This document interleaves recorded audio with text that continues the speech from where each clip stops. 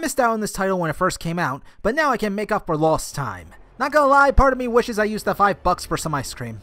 The story is weak and hardly worth mentioning, as you play an amnesiac named Wayne, who fights for this group that saved him, and is perfectly okay with throwing himself into hordes of monsters and pirates. Really, the plot suffers from a lack of character development, and is made only worse when twists are involved, especially made more complicated and adding in more characters you don't care about. The one thing you'll notice about this game is how the controls feel weird, a bit slow, and strange button placements.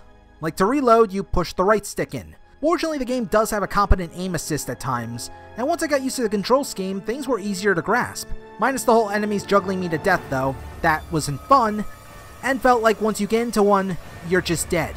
Adding into the panic factor is the need for thermal energy, as it acts as the only way to keep your health up.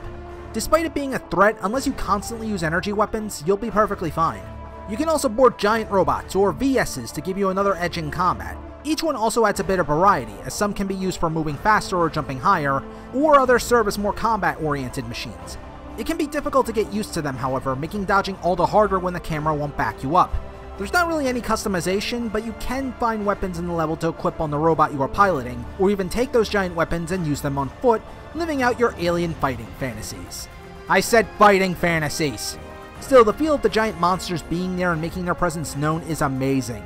One of the things that kept me going was just to see and do battle with the next giant monster, whether it was a giant snow worm, Mothra here, or giant spider thingies. Not all the fights were great or even good, but I was genuinely interested, and did have some fun.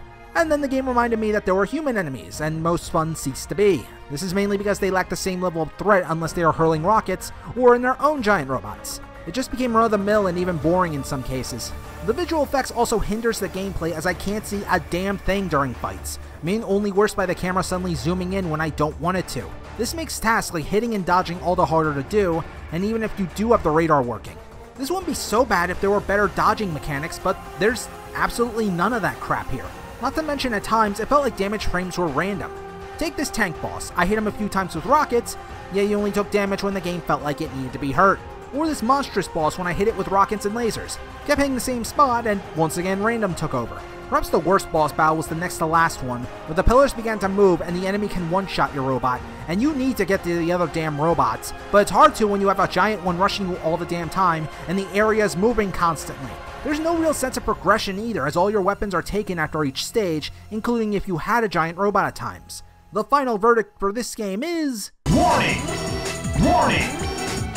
Yeah, warning. I wanted to say avoid, but honestly you could do a lot worse than playing this game.